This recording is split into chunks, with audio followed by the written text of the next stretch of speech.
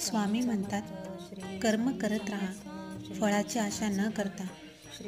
देव तुझी परीक्षा घेईल, पण जर का तुझे कर्म चांगले असतील तर त्याचं योग्य ते फळ मिळाल्या बिगर राहणार नाही.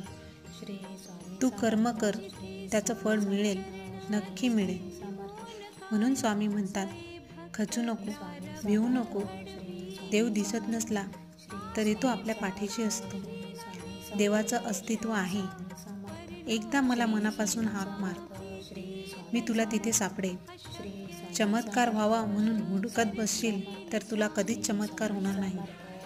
फक्त श्रद्धा आणि भक्ती ठेवशील तर तुला